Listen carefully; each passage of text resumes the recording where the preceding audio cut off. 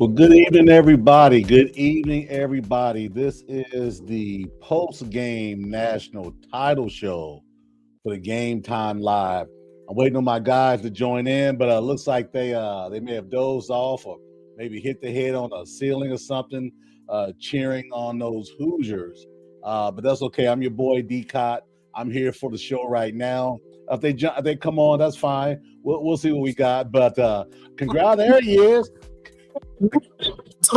Studio. So if you did email the link to Ramon, can you email that to him? Yeah, well? I did. Okay, all right. I'll let me send that to him. Both of you guys over an hour ago. We both went to StreamYard. There was this section of the live, and then there was like our normal studio. Well, I sent it a while ago. So you're good. I'm gonna send them it real quick. Yeah, the same link I sent. So the guys are coming on. What a hell of a game! What a game! I'm speechless. I'm shaking. Also, it's so funny or ironic. I asked for just a great game to on the heels of that Bears and Rams game last night, and I'll say it. This game was better than that game last night. You talking about having ebb and flow. You talking about the Hoosiers started off strong. Miami had to find their way. Second half, Mr. Tony did what Mr. Tony does. That young man is a playmaker, and he is set. I think he's still 17 years old. What a game! What a performance by the Heisman Trophy winner, Mr. Mendoza. Talk about a guy who followed up a Heisman Trophy award winning season with a hell of a play for that touchdown, big throws, no complaints. He was the best quarterback all season, and he didn't flinch in his game after hit after hit. So that's my monologue piece. I'm gonna let you guys go ahead and share what your thoughts are. I've already shared my thoughts, but I want to hear from you both. I am setting a couple things up. I'm adding Instagram to this live stream real quick. Ramon, you want to go ahead and share your thoughts? It was a good game. Good. Yeah, it was a really good game. He's so calm and cool and collected. It was a really good game. Hey, Ramon, as the coach of the show, break down not only the QB sneak from Mendoza for us, because I think that was probably the most interesting call of the night for me, and Cignetti broke it down there as they were leading him off the field, and then the interception, because we were just talking about that before we both hopped into the live. It's funny that you say that quarterback sneak was a ballsy or interesting call. That's the word, interesting. Yeah. What if I told you guys that my second year of being a head coach, I ran quarterback sneak on the 5 on fourth down and like 2 or 3 seconds left on the clock? So what you're saying is you're the black Kurt Cignetti is what you're telling me, right? No, I'm telling you it is when you think about it. Yeah. It's not traditional, but when you think about it and you spread everybody out. Not looking for it. You give them a pass look. You get linebackers to drop. Yeah. You get defensive line to get into pass rush, which creates lanes.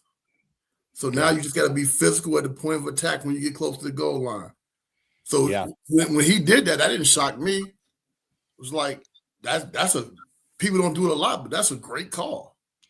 It's one of those calls, Ramon, where they say, if it works, what a great call. But if that linebacker comes up and hit him for a 2-yard gain, everybody's killing Cignetti today. But it's ballsy, and you gotta go with your best play, right? That's probably what you did your second year. Let me tell you another reason why it's not ballsy on his behalf. If he doesn't get it, they gotta go 95 yards. Yeah. So you playing, you kind of playing with house money, like, man, I trust my defense enough that they're not going 95 and score. Right. So it gave him the opportunity to be what is perceived as being as risky. And it was just a good play. The best thing about the play was the physicality of the QB when he got hit at the 3. Yeah. That was strong. Yeah. Carson Beck gonna have nightmares. Because if he throws the ball over top the kid's left shoulder, Miami cheering. Yep. If he doesn't throw that thing short, if he launches that mug and throws it to the pylon, throws towards the pylon, that's a touchdown. If he throws it to the pylon, that's a touchdown. Yep. You know, I would agree. He's short on you. Do you think he was trying to be too fine with it at this time in the game? You know, fourth quarter, man, you've got that big hit. Remember, he got that big hit. I don't think it was a penalty, but that the pain still was there, penalty or not, right? I think he just underthrew it. Like, yeah, he the moment he ain't step up to the moment. He underthrew it. But you know, Carson Beck, you know, this wasn't his best game in the playoffs, obviously. But he fought. I said at the beginning of the playoffs, Carson Beck is going to beat Carson Beck. I didn't think that they would beat Texas A&M. I didn't think they would beat Ohio State, and I definitely didn't think they would go in there and take care of business, you know, as they did, you know, last game when they beat Ole Miss. God, I keep forgetting Ole Miss. I felt like there was a higher power offense, and that would just expose them. But each game he stepped up to the plate. But Indiana was relentless, right? There was a lot made about how small they are. Oh, there's a 60-pound weight difference. All this old hypochondriac and all this stuff here, right? Hyperbaric stuff. But the bottom line is, in the first half of the game, those small guys were all over the place. They gave him hell. You know, it was 10-0 at half. But then that second half, Mr. Tony came to play, and I think they had some things that they held back, meaning Miami, for that second half. So you know, maybe they should have brought some of those things out a little earlier. But kudos to the Indiana Hoosiers and that team up front. That defensive line, those linebackers, yeah, the truth, man, the truth. Like I said throughout this whole run, and I said it very early on, and Daryl rolled his eyes and was like, man, I just said, you know, I hope for the sake of the state and everything that has gone on the last couple months with Hallie, with Clark, with Daniel Jones, with the way the Colts season was looking, I was just hoping nobody got hurt. And that even goes on the side of Miami. And even tonight, I mean, it was a pretty much injury-free game. No one got hurt. So that was good to see first off. And, man, I mean, I can't help but be happy. You know, I've never been like this huge IU football fan. I'm not going to come on here and say I've been waiting for this for such and such years, but for the state to see this football team, it's the biggest turnaround in college football history. It's probably the biggest turnaround in pro sports in the last, I mean, until the Browns win a Super Bowl, it's probably the biggest turnaround in pro sports. Well, that'll never happen. So this is going to be the biggest thing. I mean, but you know what? You said pro sports. It's funny, right? As we talk about this. No, hold on. But as we talk about the NIL and how things go, man, I was up there in the living room with me and my middle boy. I'm like, how long are these damn timeouts? Money. I'm sitting there like, are these 5-minute timeouts? That's money, man. At the end of the first half, I was like, man, all right, well, it's 10-0. I thought Indiana was going to put it away at the start of the second half, but props to Miami. I mean, that whole second half, they were, I mean, other than for them, for as resilient as they were to be down 10-0 in the first half, then they score a touchdown and you're like, okay, we've got a ball game. Blocked punt, you think, okay, well, it may be over now. Miami may, you know, this may knock them down. And no, they got right back up. That running back, Fletcher, I mean, man, if there was an MVP of the national championship game, Miami comes out the winner. That's the MVP of the game. I mean, I disagree with that. He did. That guy, number 10, Mr. Tony, was the difference maker in the second half. That was a great run, that 57-yard run. But Tony, did you see how the defense for Indiana was so confused into the third quarter, in the fourth quarter? They had no idea where Tony was. They put him in the slot. They faded him out. I'm telling you, they're both. That dude's the truth, man. I think they're both good candidates. I personally lean a little more towards Fletcher, but no, Tony. I mean, even his kick returns, I think Indiana was a little scared he was going to get one back. So I felt like he was going. It kept feeling like he was going to break one. It just kept feeling like he was going to break one. I got something I want to say real quick because I've been fighting with people about this. Shador wasn't there either, by the way. I have a hard time. Yeah. I have a hard time talking about any team in this era being the biggest turnaround overall in all of sports. Yeah. Because I think that we have to compare. We always talk about in basketball comparing eras, right? Mm-hmm. But college football may be the place that we really can't compare eras because the rules are vastly different now. Yeah. Like it's like turn a team around is going to be what we saw at IU was something special with the turnaround, but it won't be the last time we see this unless they change the rules. And that's a win for us all. To your point, I think you're right, Ramon. Win for us all, meaning like viewership, watching stuff, enjoying, or win for the sport? Win for the fans. I'm not a fan, so I'm a huge fan. I'm a stupendously huge fan, and I could not have asked for a better ending in tonight's game. Yes, I wanted Indiana to win, absolutely. But with them winning in the way that the game was played, it wasn't some blowout 48-10. This was a highly contested game. Even though Miami didn't have any points in the first half, they were playing physical. Yeah, I enjoyed it. Now, if you ask me, did I enjoy the game? I thoroughly enjoyed the game. It may be the best national championship game I've ever seen. Well, for me, it's not the best, but I'm telling you, I may not go sleep about 1:32 in the morning. Yeah, it was probably the best for me, and I was at the 2002 one on the second row, and this will maybe be better. If I gotta sit back and think about it. What I'm just talking about is the landscape of college football when we talk about turnarounds. There's no salary cap, there's no rules. You go build a team. Like we're going to see this duplicated again. Maybe not to this extent from the worst team in college football to a national champion, but we're going to see some teams that we thought could never win things jump and start winning things due to how the landscape is right now. Texas Tech, the oil money schools, right? And I think that's a really, really good point. A lot of people don't talk about it because it's you're just a hater. No, it's just the truth. Right now, in today's climate, guys are already jumping out of the portal. Now, mind you, the cutoff was the 16th. So those deals have kind of already been kind of talked about and made somewhat. I love the fact that it's open season because that's going to drive the decision to put some guardrails up because there's going to be a lot of people mad tonight. There's a lot of people in the SEC is mad tonight. There's a lot of people in the Big 12 are mad tonight. There's a lot of people with big money schools across the country that are real mad because Curt Cignetti looked like Mrs. Doubtfire all night with his hands on his hips. No. I can show you who he looked like. Hold on. So I love it. I love the fact that it's there. And you know what the good thing about it is? We don't have an idea who's going to win the title next year. Here's one thing. I don't think that there's going to be any guardrails ever put up.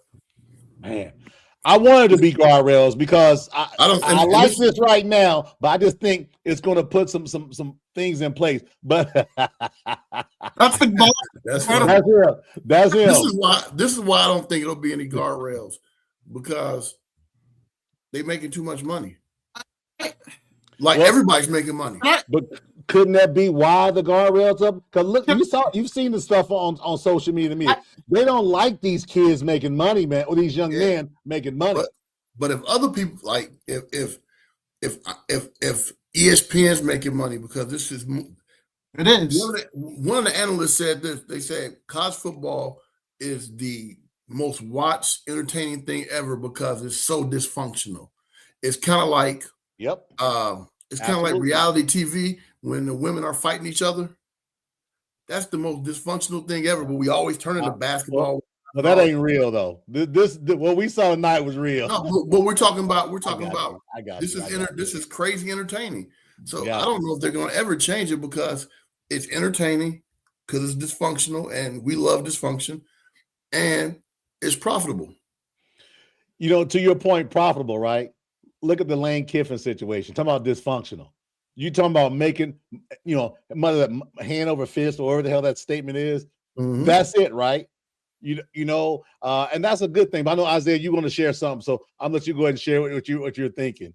Just watching the Hoosiers hoist this trophy up. They just announced them as the champs. And look, I'm a sucker for championship ceremonies, especially if it's a team that I have any happy feeling towards. And man, I'm feeling a lot better than I did back in July when I was sitting here sulking in my sorrows about Halliburton. As much as it was June, it wasn't July. It was June. I can't be anything but happy for the state, because it's been a long 8 months of injuries when we were on really good runs, and I'm just happy. I mean, I can't be. I'm happy for the state. They closed the deal. Don't cry, man. Whatever you do, Isaiah, don't cry. Like I said, I'm not that much of a Hoosier fan to cry, but I am happy to see the state finally find that championship. It almost had its hands on twice this season in the basketball world, at least. You know what's crazy? Go ahead. No, go ahead. Remember I sent the text message to the group, said the Big 12 officiating crew. Mm-hmm. Man, they let stuff go today. They let everything go tonight. But you know what? Either team fans can't complain, because it was BS on both sides. You know what? It was done on the field. That's where it was decided at. My only criticism, and I was going to bring it up either way it went. I agree. The officiating was really good tonight. There was 3 calls in the first half where they could have gave a personal foul on the hit to Mendoza. I do find it odd where in the final 2 minutes they called the personal foul for Beck, but they didn't do it 3 times in the first half. That was a hard hit. Hey. I'm just saying, I get it, but still. Two things. Go ahead. He could have called that on that one when he carried out the play. And the only reason I think he could have called it is because he went helmet to helmet. Yeah, not for hitting him, because if you carry out the option, right? It was the helmet. That's it's the helmet. But you can't cry about that, because they could have got Pons on that one. He didn't fully hit his helmet, but he launched, and that is a okay. All right, he launched, and he was defenseless. Yeah. So, but that's the beauty of it, right? Because these are so bang bang, and you talking about you probably had 4 or 5 different replays, and he was like, okay, well, he hit him with the shoulder, he did hit his head, but to his point, he launched, right? So that's what I was thinking, because I had the television down, because I'm not a big. Because to your point, Ramon, it just seems like the broadcast is an infomercial now. It's not even. It doesn't even feel like they're talking broadcast. It feels like they're just, infomercial, right? So, and to that point, so both teams had some complaints. The men on the field decided it. The best quarterback was there. He was the best quarterback from game 1 to game 16. Unprecedented at 16-0 in college football. Granted, in this dynamic, right? 16-0.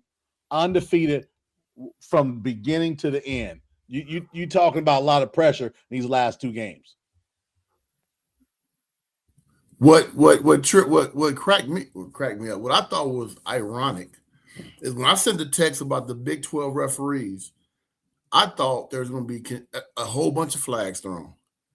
Yeah. I thought there were going to be, because that conference. That's what I felt you were saying too. That's what I felt you were saying. That conference they throw a lot of flags in that conference.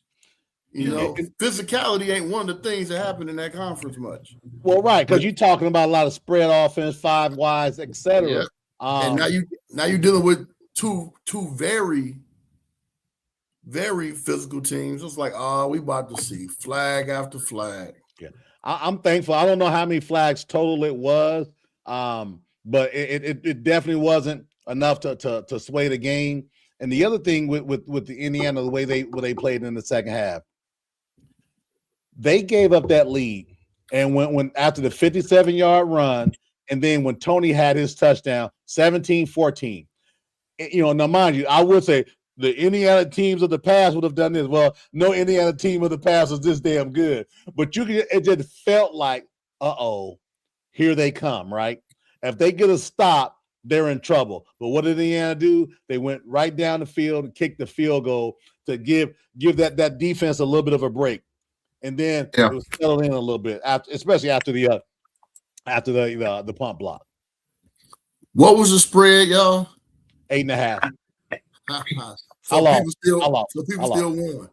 Well, the over under the number was 48.5. The 48.5. So the house won, right? Well, if you pick the side of the under, you won.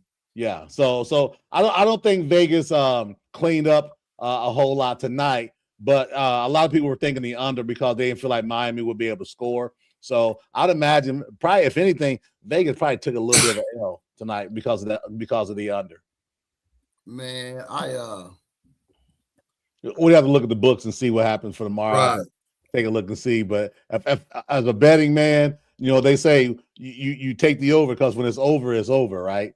But unfortunately for those of us who bet the over, didn't happen. So yeah, I bet Bloomington is popping. I bet you, Eli. I bet you Bloomington is off the chain. Nobody in Bloomington is sleeping tonight. Eli's an IU graduate. I put it in here as we were talking. I told Eli, celebrate, congrats. He's in shock. Eli, go get a drink, take a shot, do something, and enjoy the post-game show. Like I said, I mean, this is a great moment for the state. Nobody should have to work tomorrow. If it were up to me, the kids shouldn't go to school. The state should just be off for the entire week. The city's infrastructure should just crumble due to tonight, because if you go back a couple of years ago, I mean, I remember sitting in the living room and everybody's in the living room watching Taven Jackson and the Hoosiers play whoever, and I'm like, I don't know why you guys watch them, right? I remember saying this. Why are you watching them? You said it earlier this year. I said they would lose to Oregon. I happily said that, but I got to admit, I mean, when I came into this game, I mean, I texted the group chat. I thought IU would win this in a blowout, because at this point I said, I'm going to stop doubting the Hoosiers. And there was a point of me tonight. You're trying to jinx them. No, not at all. I want them to win. There was a point up for me tonight where I was like, this is a good game. And I kind of agree with you guys. I think this is one of my favorite national championships that I've ever watched. Probably my favorite one, and man, I'm going to sound young when I say this, is the Georgia-Bama one from 2018, where Tua finds Smith in the end zone in overtime and the game's over. Because I remember I got sent to bed early, woke up the next morning, watched the whole replay before school, and I got to celebrate because I don't like Georgia. I remember that game so clearly. But you said sent to bed early. He had to go change his pull-up and go get into bed. I was like in middle school, but I had to go to bed. I had to go get my binky.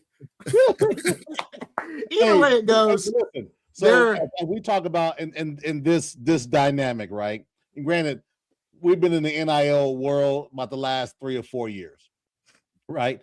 So we're waiting for next year to see if next year can top this season. I'm not talking about just the Indiana winning, but the ebb and flow of the season. Teams that you thought were going to be dominant didn't make it. Notre Dame not even making the playoffs. There's a lot of controversy, who should, who shouldn't. But now, guess what's going to happen in just over 3 days? They're going to get together and they're going to make the decision on the 23rd of January. Are they going to go to 16 or are they going to stay at 12? Listen, if they stay at 12, I can live with that. I won't be mad at all. It's staying. You know why? You heard why it's staying at 12, right? What are you talking about? The decision making between the SEC and the Big Ten? Yeah. Yeah, I did a show on that last week because the Big Ten wants it 16, but after 3 years going to 24. Yeah. The SEC is saying 16. They're saying 11. They're saying 11 at large, and then the 4 power conference champions, and then the group of 5 champion. So that's going to be the deal. And I even talked about it. Listen, in that room on the 23rd, they only need Greg Sankey and the Big Ten commissioner. Everybody else need to go outside the room because they don't count. Yeah, that's where the decision going to be made right there. I can't see them going to 24, man. Well, Big Ten wants it after 3 years. They don't want it immediately. They want 16, and then I can't see them ever going to 24. I can't either, and it just surprises me that the Big Ten commissioner would ask for that. It just seems like, well, this will ensure, at large. You're talking about what? 15 at large bids at 24. That's a lot, and that's a lot of Big Ten and SEC allure right there. I think the topic of expanding the playoff and everything else, I think it's starting to get annoying You know, I don't really. I think it's annoying. No chance, Eli. No chance. Yeah, I to put that in the chat, I really think the conversation of expanding the playoff from either 16, 24, 18, whatever number you want to throw out, 20, I think it's all stupid, and I think it's all null and void. And we can talk about, I get it, it's money, but taking away that for just a second, when it's stupid. It really is stupid to sit here and say, let's expand the playoff so every good team gets in, right? Are you trying to be college basketball, or are we going to be football, right? That's what I get it. Money talks, but it's that ruins the purity of a champion if you put in all these extra teams for no reason. There was complaints tonight. There's complaints already tonight that the national championship is happening tonight on January 19th. You know what day it's happening next year? It's happening on January 25th. So I think the format should stay at 12. I don't care if they expand it or not. I'll wait until the decision, because honestly, I think the topic in general is a stupid topic, because we already know it's going to happen because of money, or it's not going to happen because of money. It's going to happen either one way or the other. If they go to 24, you're ruining the sport already to a degree that some people think you've already worsened it.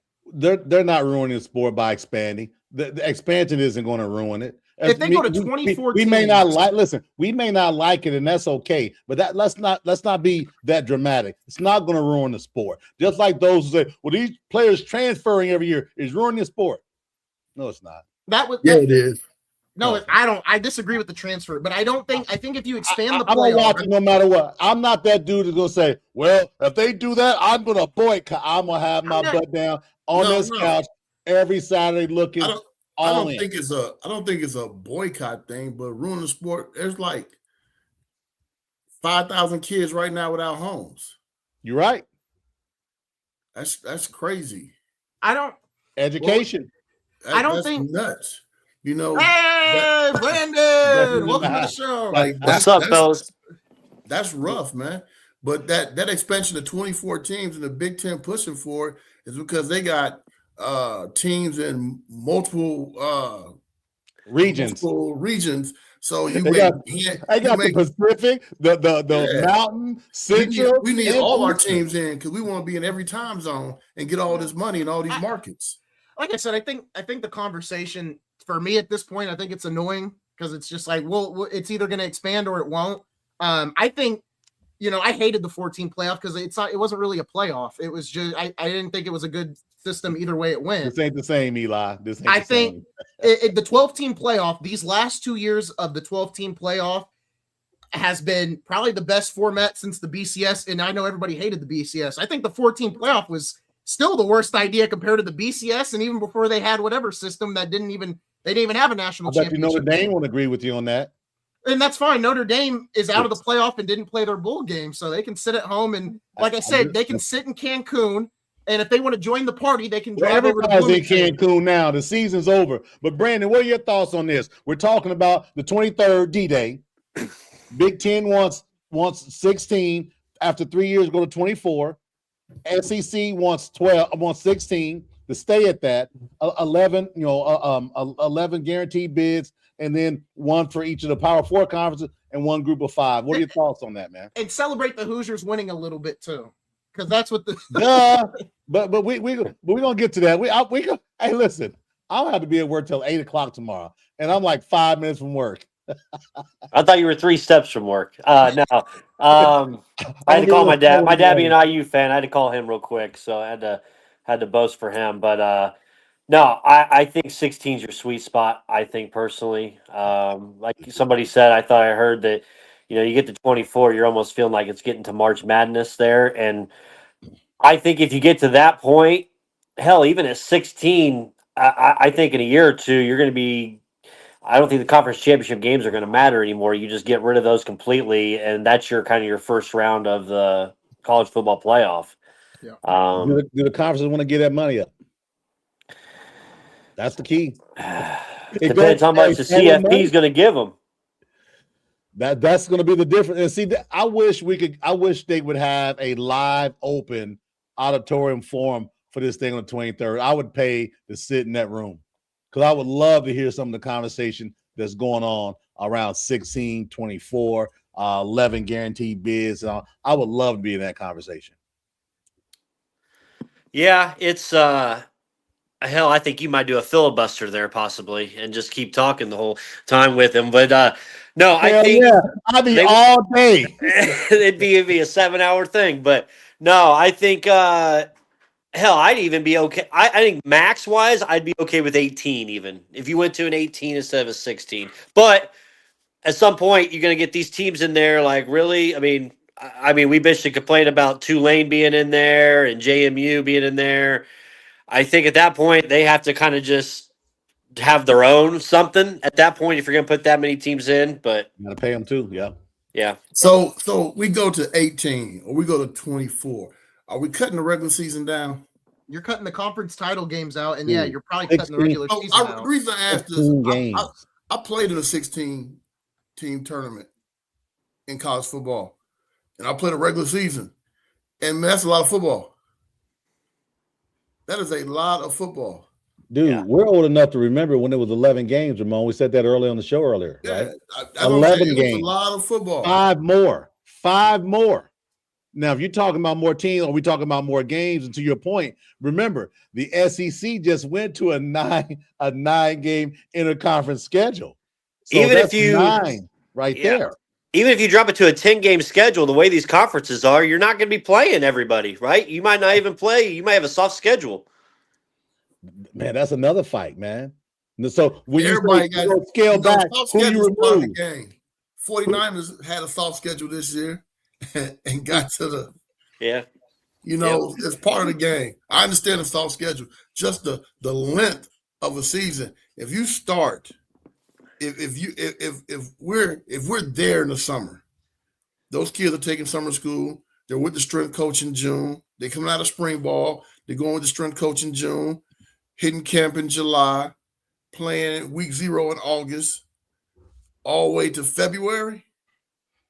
It's a lot. That's a lot. And I mean, I'm not saying I feel bad for the players. You're supposed to go to class, and you're supposed to get an education. And you're flying across the country. That's a lot. Yeah. Yeah. So, Brandon, break down the great Heisman Trophy winner, Fernando Mendoza, his toughness, and what he meant to the Hoosiers this year. Hey, man, before he does that, I got the word of the day for you, Cott. Office. Office. I'm going to use it in a sentence. Get off his nuts. Man, you've been on his nuts. Fernando Mendoza, Heisman Trophy winner. Are you? I mentioned to talk about Mendoza, so thank you. I think we spent way too much time on the playoff format because it's stupid anyways what they're going to do. Hey, listen. They're going to ruin the bracket. No, I don't. We talked about the format all year, and I'm just like, man, I don't care what they do. You don't like it. That's just like us talking about Bron. You don't like it. Sit there and mute yourself. Hey, put him in timeout. You know he's young. Put him in timeout. I'm talking about Bron all year. Brandon, he don't like college football like we do. That's not true. I know he don't. That's not true. I'm excited about talking the game, the bracket. I can care less about. Hey, I feel like Mendoza had his when he scored that touchdown. That was his version of the Vince Young Texas on USC moment. For that, they're probably gonna blow that up and put that somewhere down there at Bloomington. But no, coming from a Purdue fan, congrats to IU, Signetti this season. Those guys are the real deal. They proved it that they can turn around in 2 years. It doesn't take 3 or 4 years to get your own recruits in, and it's going to take time. Man, they played a hell of a game. Now Miami, hey, credit to them for making a comeback because I don't know the last time we had a competitive national championship in a while there, but it's yeah, man, I'm still in shock that I saw the national champions Indiana. It's wild. It's wild. Football. And, yeah. Football. That is crazy. But you know what? That just goes to show you, man, how you can sit there at the beginning of the season, July, all that stuff, and you say you don't have a chance. Us saying another team doesn't have a chance is blasphemy. That offensive line for Miami, like, I mean, that's all we heard about was how big, how strong they are, protection. They were nothing for Indiana, right? And then even on the opposite side, Indiana's O-line, I mean, they held up at first, but then you kind of saw the breakdown as you kind of start getting around because Mendoza just getting popped by him. But yeah, man, credit them. To be honest, I thought Diaz. I thought he kind of called too safe of a game for a while. A lot of run plays when they should have been passing. Yeah, he looked like he was holding something back for the second half. Yeah, is what it looked like to me. But Mendoza mania is running wild. Hit after hit, he got up, busted lip, Heisman Trophy winner. You can't say blankety blank. That dude stood tall and balled out all season. Man, he need to be drug tested, man.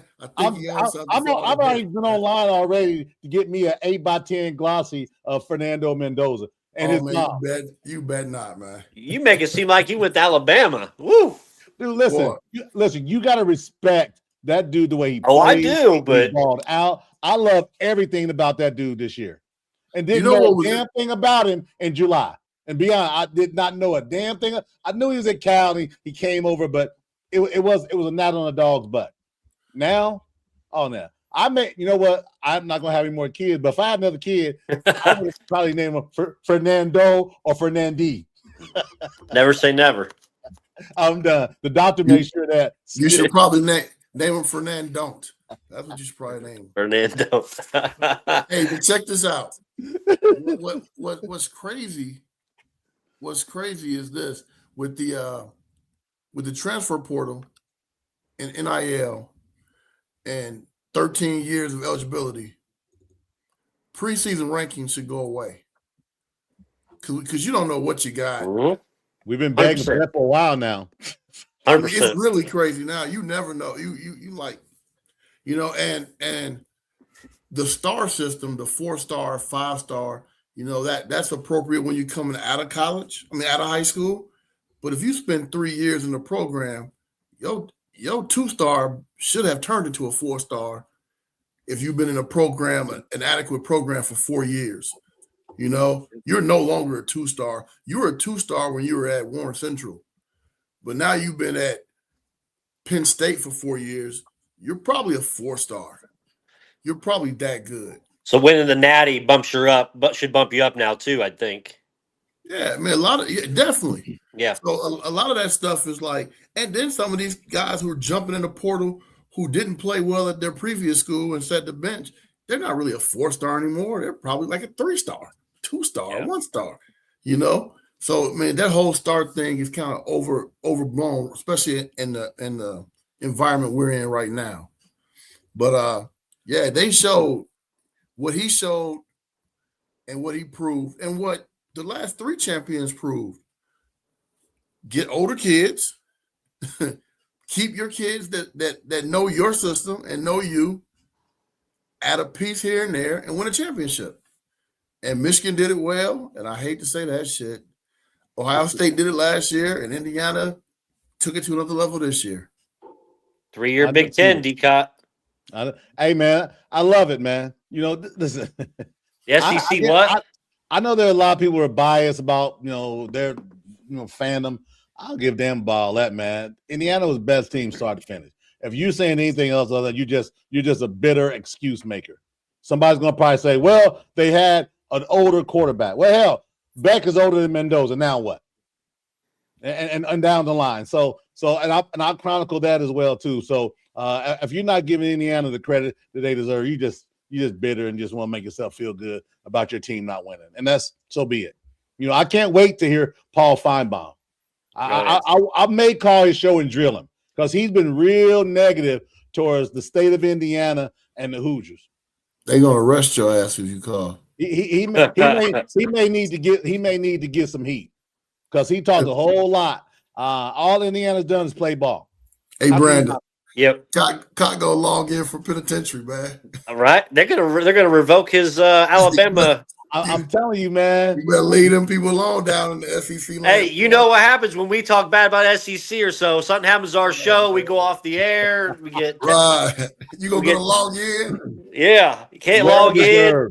Server goes down. Yeah. But no, I agree with you on the ranking shit. I think you should at least wait till maybe week 5 before you get a true ranking in there. Yeah. Because again, we don't know yet anyway, right? Me and the kid was talking today, y'all. Me and the kid was talking. He's an IU alum, And he was like, "What do you think, Coach Stallings?" I said, "Man, I was like, this game ain't gonna be what you think. It's gonna be a lot closer than what you think, just because of the physicality and the violence that these guys play with." All right. And he said, "Well, Coach Sig shows you how this can work and how it's gonna work and how I was like, hey, pump your brakes for a second. Even if they win, right? I was like, because if they do not repeat, watch kids jump in the portal. Yeah, that's the fix. I mean, everybody watch kids jump in the portal. Everybody. If they don't win next year, I mean, if IU loses first or second round next year, they're gonna see what Michigan saw 2 years ago, what Ohio State saw this year. Kids are gonna be like, I got my one and done. People want me. They're gonna give me an extra couple million over here. I'm out. Hell, it's wild. There was a kid I saw from IU that went to the portal last week. Yep. He don't give a damn about national championship. The day before it closed, the 15th is when it was. That's the wild part to me. Like, what are you doing here, right? But the portal shouldn't open until the season is over. People are in their ears. The window's ridiculous anyway. The window should not be during the playoffs. That's ridiculous. Wait, what you got?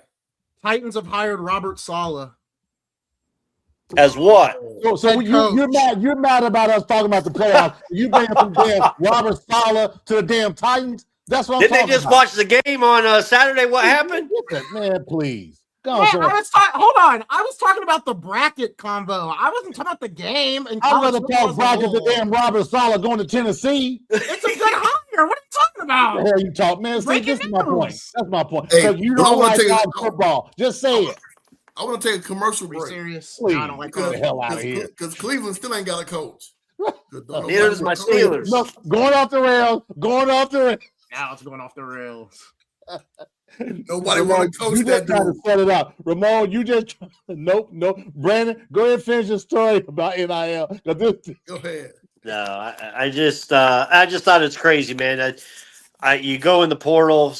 You go in the portal right before your national championship game. The Oregon guy did his before the Peach Bowl. It's like, didn't play.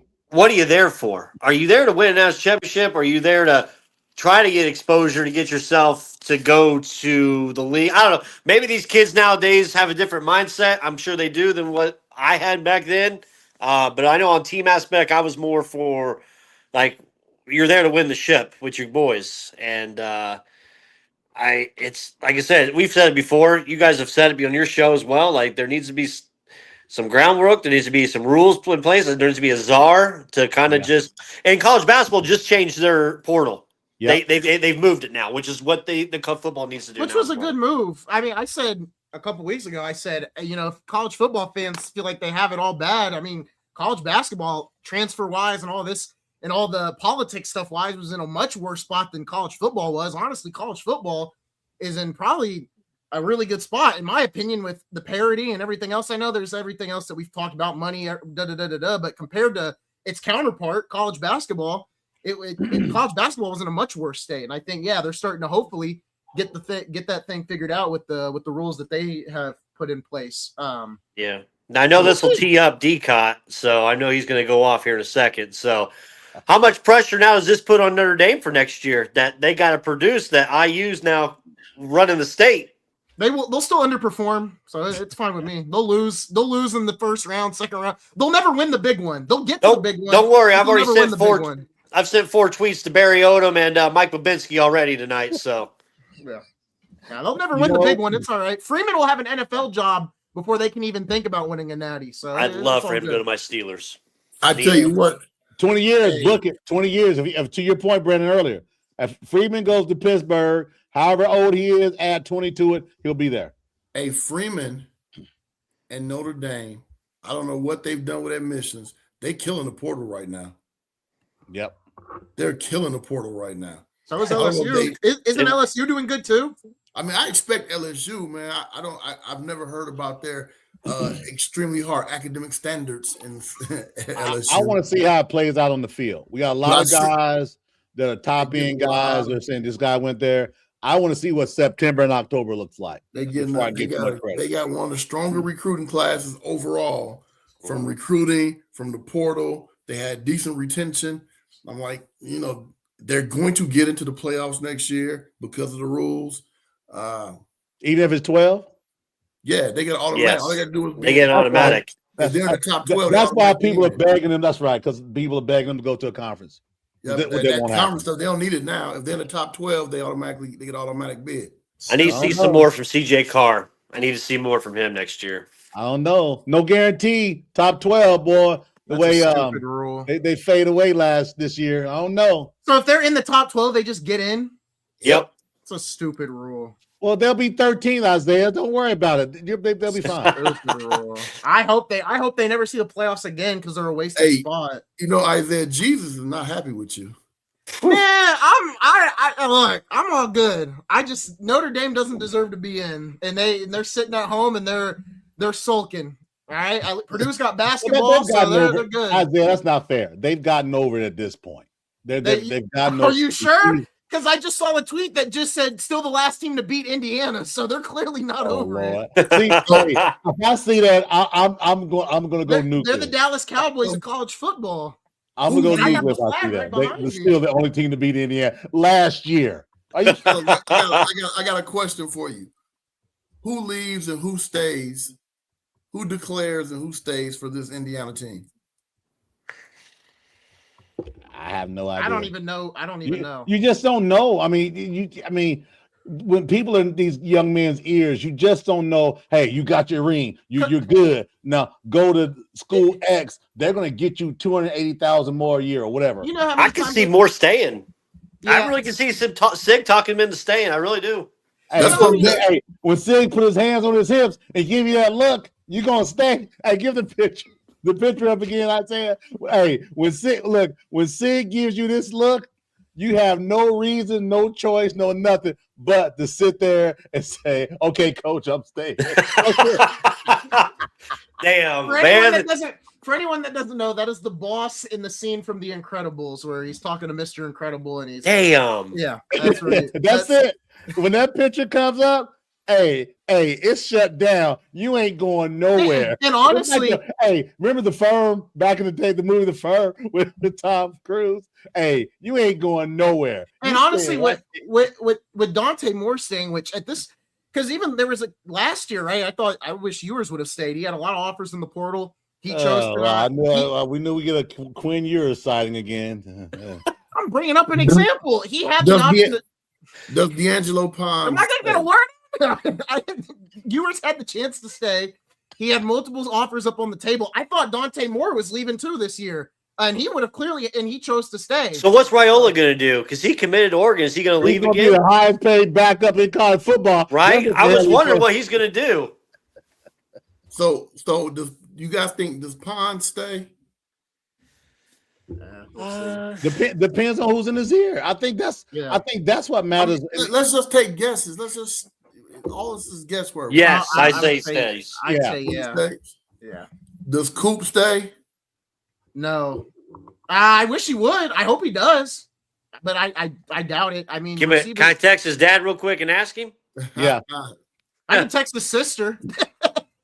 My wife worked with his dad for a couple of years, so she sent him a message tonight. I didn't even know it. She's like, "Yeah, I know his." I'm like, "What? I didn't even know it." Shit. His sister played volleyball at IUE, so I maybe. Oh, y'all got the contact. Get him on the damn show. I may have y'all all beat. Well, I'm gonna have y'all beat. His uncle is my best friend. So, Ramon. So there you go. Why do you walk in? Hold on. When we walked in to Butler, we walked into Butler at the same time together, both outside linebackers. His sister, Minna, that's Coop's mama. Man, they got like 13 brothers and sisters, Minna and Elgin and all them. That whole family is you know, dad played at Louisiana State basketball, mom played at Michigan State basketball, Elgin played at Butler, other uncle played at Eastern Michigan, other uncle played at Tennessee State, other uncle ran track at Wisconsin. The whole family is crazy athletic. Ooh. Okay, so why is he not on the show then? I don't understand. All this damn contacts y'all got. You gotta wait, man. Now we can strike on it. Yeah. Oh, Lord have mercy. Hey, those running backs. Got 6 weeks. Himby and the other guy. Are they juniors or seniors? Let me look up real quick.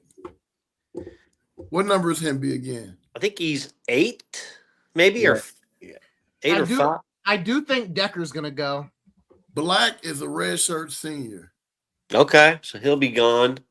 Well, it doesn't have to be. COVID year's over, man. No, grad transfer, man. Grad transfer. He's got a year. He'll have another year. Decker, I think Decker will go. I think he'll go. Well, Tell you what, man, I'm also impressed with Mr. Clutch, Charlie B. Dude is money for catches when you need it. Hey, that back shoulder. Is it Becker or Decker? My bad. I thought it was Becker.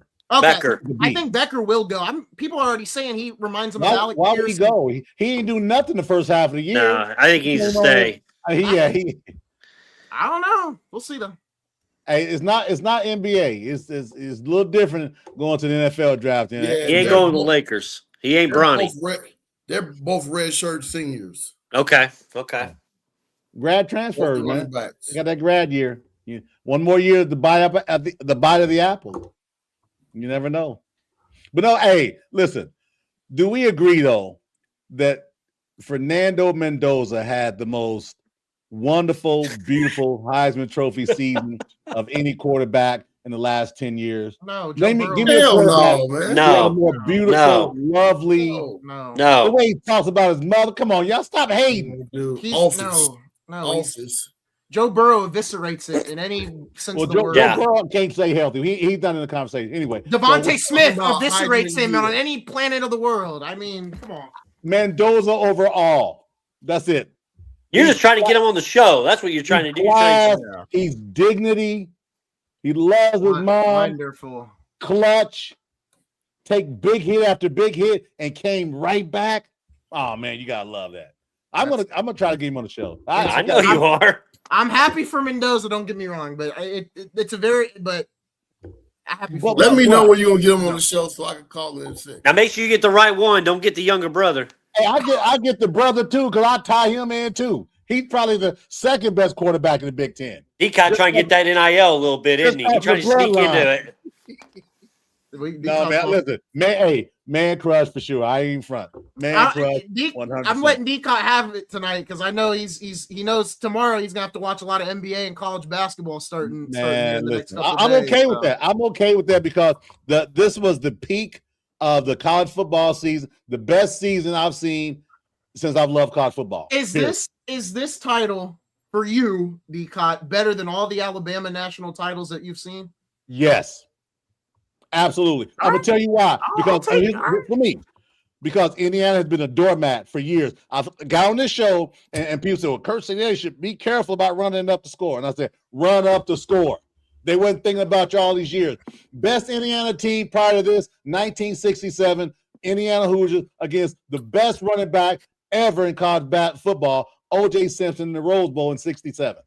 That's the best IU team since then. That was over 50 years ago. Absolutely. I take it all day long. Because you know why? Because I won. I got to watch great game after great game after great game. And then have a show partnered up with my boy down here. We talk football also. Are you kidding me? All day, man. Now we'll reset in August. But this season, best ever. Greatest champions ever. Indiana Hoosiers. 16-0. You can't argue. No, who else was 16-0? That's a really good point. That's what I'm talking about. That's a really great point. You can argue that a bunch of teams were better champions. I don't know how. Man, dude, 16 is more than anything. Is more than any number below that.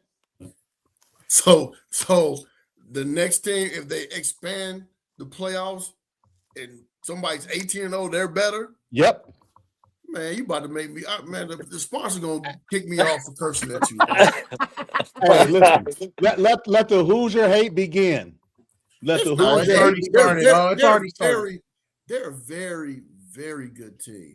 Very, very, very good. No, great. Very, very you're good. Not 16-0 very good. Man, if you could make time warp this team against that 2001 Miami Hurricane team, that's impossible. Yeah, it definitely is impossible. We can't do the time warp. But if we could. If was the fifth, we all be drunk. Yeah. I don't want to hear that mess. I wouldn't be 16 drunk. and 0 trumps everything. I wouldn't be drunk. There's a website that does simulations. You can put certain old teams together. So that'd be interesting to see. You did that before too. I remember we had that. I did the Pacers. I'm taking 2021 Bama. I'm taking 2019 LSU. There's a couple other teams in there. You can have all them. Give me Mendoza and Kurt Signetti. I'm riding with them all day long. All right, look, I don't want to bash on IU too much. I'm very happy that the title. You can't bash on them. You can't bash on. Well, I'm just because I just said I would take a couple teams over them. That's all I'm saying. That's just an uninformed opinion. That's all that is. Let's go Hoosiers. I'm happy for him too. I got my. Let's get Butler football in the portal, man. Let's make some moves. Hey man, them grades got to be a little different. Right? They not backing down off that. They definitely ain't giving no money. Hey, what if Mendoza stays? Yeah, the younger one gonna stay. There's no way the greatest quarterback in this century of a national champion doesn't go to the NFL. There's no way. He get bad advice if he doesn't go. Yeah. Exactly. He's number one. Tonight's game didn't matter. His mentor was on the sideline. Isaiah, I think you're mute. Oh crap! No, shouldn't be. I can hear you. Who's his mentor? His mentor's on the sideline. Who's that? Tom Brady. He's down there on the sideline tonight. Hey, he was also Shadua's mentor too. Remember Ramon last year? Hey, quit cursing. Don't say that bad word on here. Hey man, listen. Indiana fans are happy tonight. They need to rejoice and be very prideful. I'm telling you, Isaiah, I know Tyrone is still up and he probably ain't going to work tomorrow. Roman's dad, he is not going to sleep tonight. I have a question. Boys, I'll let you finish. Speaking of that, I'm going to get to bed, but I'll let you finish. Great show as always. And appreciate congrats to the Hoosiers. Hoosiers. Have a good one, man. Now, I do want to bring up, I want to talk about it just a little bit, right? I think let's put out the hypothetical that Mendoza does stay, right? Moore's off the board. Obviously Mendoza's off the board and they stay in college. At that point, it's Ty Simpson who's declared, and then everybody else we don't know of. So I'm not going to bring their name up because Beck's going to be another one of those names. I think we won't see quarterbacks be reached for in the draft because Beck's not worth a first round pick. Simpson's more of a late first, maybe early second round. I think we've talked about the quarterbacks on the trade market. Kyler Murray, probably Geno Smith, unless he gets waived, which I predict he gets waived. Tua. I think we're going to see a lot of these teams reach a little bit now for a quarterback because, there was an interview with the O lineman at Barstool who played for IU. It was the year before IU lost to Notre Dame in the playoff where he was going to be done with football or I think go to the draft, one of the two. He was going to be like a 6th round pick. And, the NIL money is what kept him there. I can see Mendoza staying. But my question I pose to you guys is what teams would be desperate enough to A, draft Simpson or B, trade for, let's say, Kyler or Tua? Like right now in this moment, who's the most desperate looking at the board? Because if it were me, say Mendoza doesn't enter, the Raiders, you could do another year of Geno if you want. Yeesh. I don't think you should trade for Kyler or Tua because at that point, you don't have to trade. They're going to get cut. Well, yeah, Geno's probably getting waived for sure. There's a big difference in trading and cutting. Because, you're saying Kyler and Tua get cut too? Well, because of the cap hit, they're not going to get traded. They can't get traded. They both carry a cap hit of about $50 million, man. They're going to be waived. So when that happens, it makes it a little bit easier. But still, like a team like the Jets, I think the Jets trade down. Especially if it's just Mendoza, because Moore's not coming back. So if I'm New York, I'm probably trading down. Yeah, and then as you look at the list, take a look at Atlanta there at 13. Listen, I love Michael Penix as a person. You realize the Rams have that. Oh, that's right. The Rams got their pick. So you take it from there. You go up the line. The next team that may need a quarterback, maybe Cleveland. If I'm Dallas, I'm calling New York today on the phone right now, and I'm trading for number 2 so I can get my hands on Caleb Downs. I'm not waiting any time. Who are you trading to the Jets though? I'm giving them the 3 picks I have in this year's draft. Is that right? Or 2? Yeah, I'm giving them this pick. I'm giving them this pick. I'm giving them this pick, and I'm giving them a 2nd rounder in this, or a 4th rounder in this year's draft too. I mean, we talked about Downs all at the beginning of the year, right? Yeah, you know my love affair with Downs, but they need more than Downs in that. The secondary, you got to start somewhere in that putrid secondary. Look, he would be a great start, but man, they need a lot of help in that. I get it. You got to start somewhere. If I'm Dallas, and if we're going to trade up to get somebody, it's not Caleb Downs. Okay, give me a name. Arvell Reese. I know you're gonna say that. That's Michael Parsons' replacement. Bing, bing, bing, bing, bing. He plays the exact same way. Motor, 100 miles an hour. I like him a lot. I'm just favorable to Downs because he's a hybrid guy. I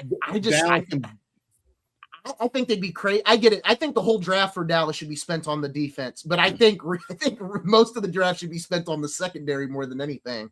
Bringing in Quentin Williams helped make the run defense better. So I get it. The defensive line, I guess that's for more against the linebacking core and everything else, but it's really the secondary that is like, you made the secondary better. Reese can wreck shop though, man. I mean, he wasn't allowed to be himself this year. Yeah, he played well, but I think he has another level to get to. Arvell Reese does.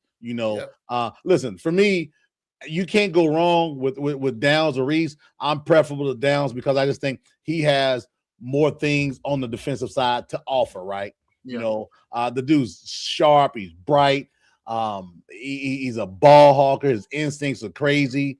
I just think whatever he does is going to be great. He's like Troy Polamalu combination of Ed Reed kind of combo. He's just that good, man. Does Jeremiah Smith stay? I don't remember what grade you're. Yeah, he got to stay. Okay, thank you. That's what I thought. I just want to make sure before I brought it out. Okay. Yeah. I can't wait to see the draft because it's going to be fun, but I think there's going to be a lot of movement, right? To your point, Isaiah, you got 1 first-round quarterback, okay? 1. Listen, you can say Ty Simpson's a nice guy. He's really a nice guy, but he's a 3rd-round pick. Yep, I agree. He's a 3rd-round pick. I'd probably take Beck at this point over him. And Beck, I would take Beck over him. I wouldn't, but that's just they're still in that 3rd, 4th. Yeah. They're in the same round. So I think there's gonna be a lot of action with teams moving around, especially those teams like Washington. They got their quarterback. Giants got their quarterback. Tennessee's got their quarterback. So and their coach. So I think there's gonna be some movement, in that range for sure. I like the Tennessee hire, man. I know you dunked on me there for it because I brought it up in the middle of our college football talk. The NCAA. The bracket talk was just, I get it.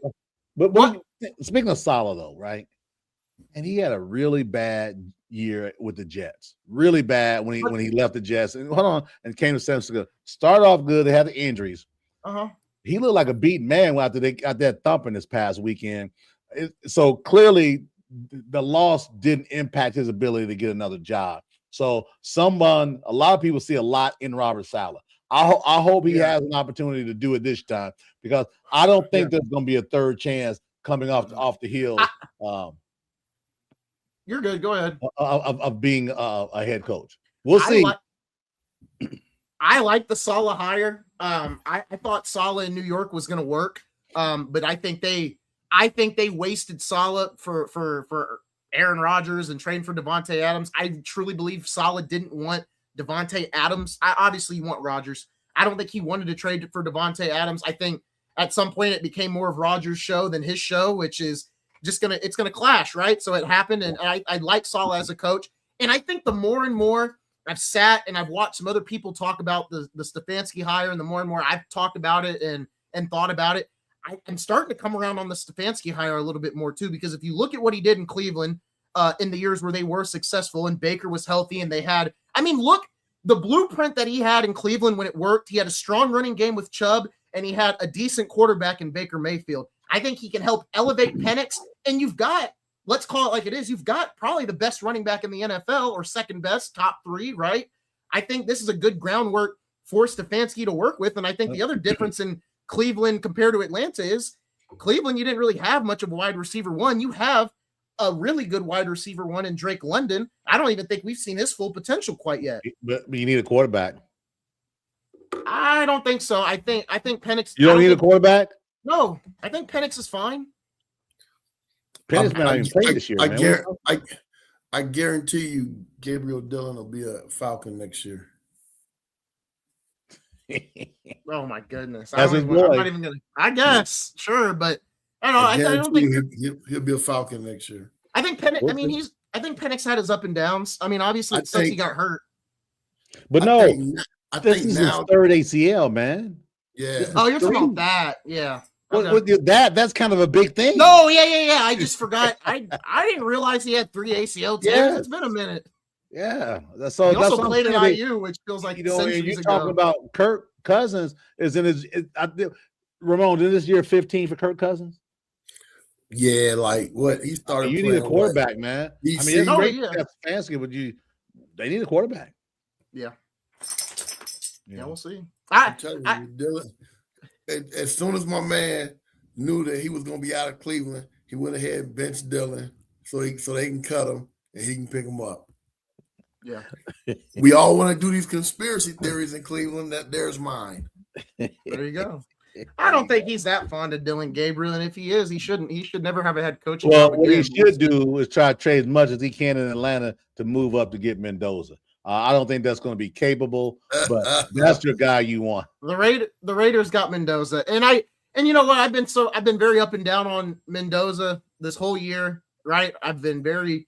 I mean, but we talked about it on this very show, and Daryl, you were the one that posed the question to me: what NFL traits does he bring? And I say he still should sit this year. He still should sit as a rookie. I'm not changing it. Yeah, somebody said it this coming season. Somebody said it on Twitter, so I'll pose it to you guys. Somebody said with the back shoulder throws and everything else, if he can get his pocket presence a little better, somebody said he looks a little bit like Phillip Rivers.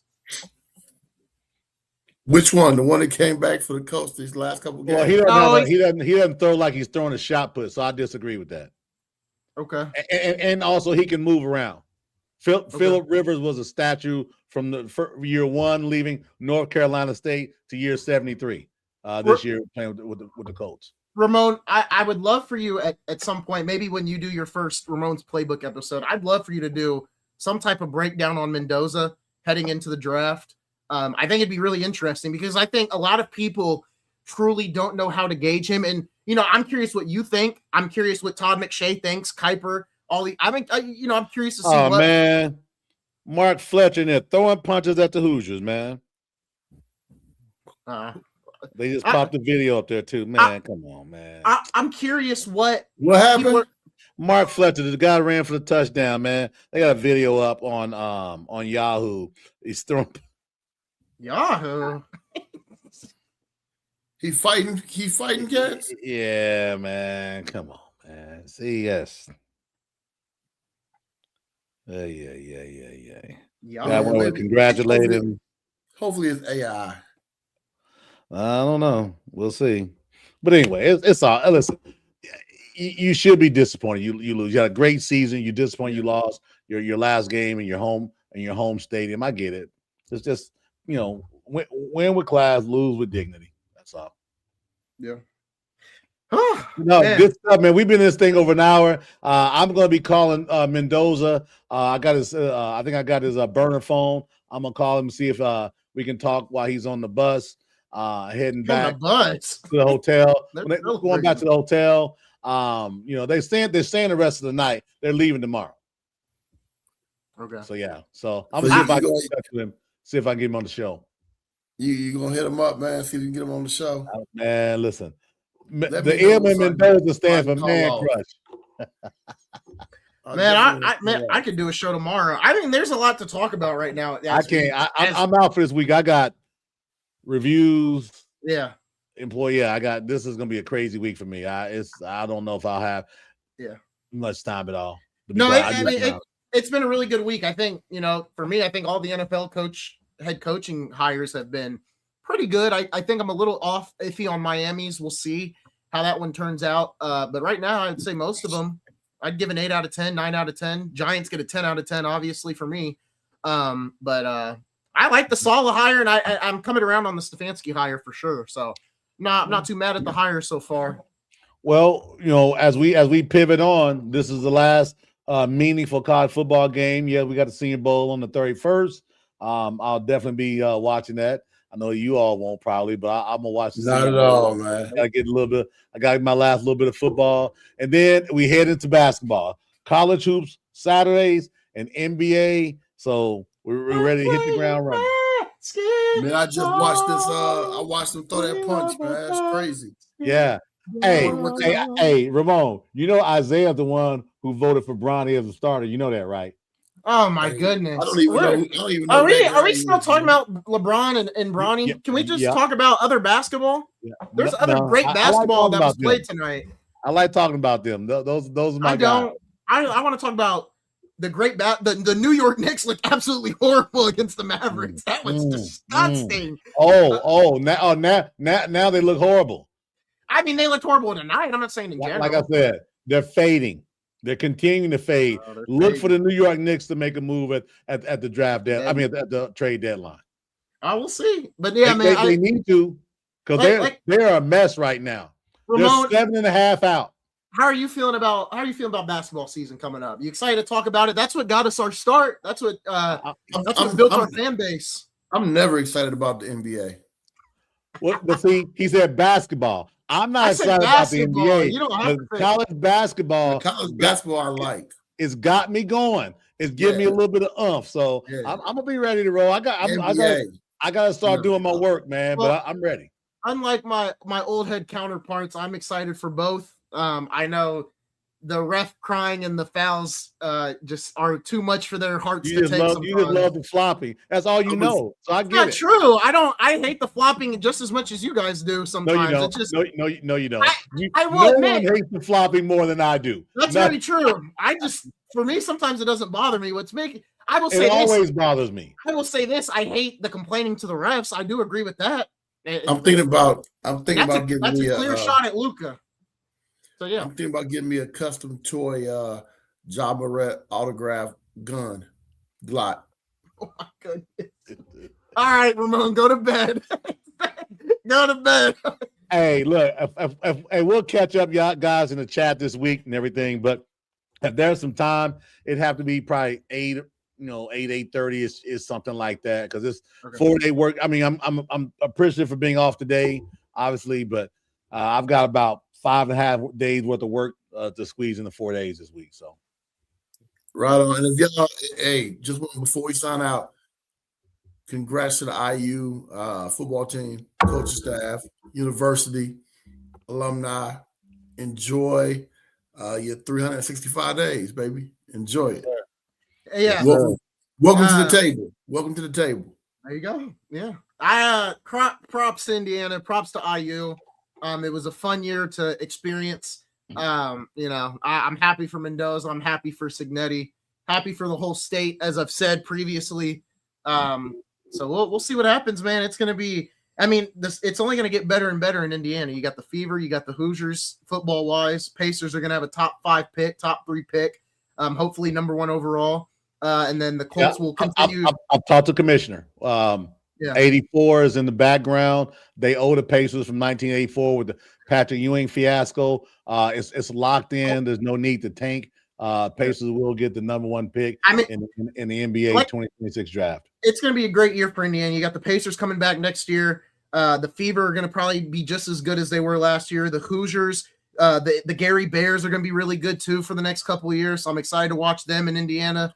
So I mean, Indiana, and we don't even have to think about the Colts, because we're gonna have a second Indiana team. So we can celebrate. I cannot see the owners voting that in.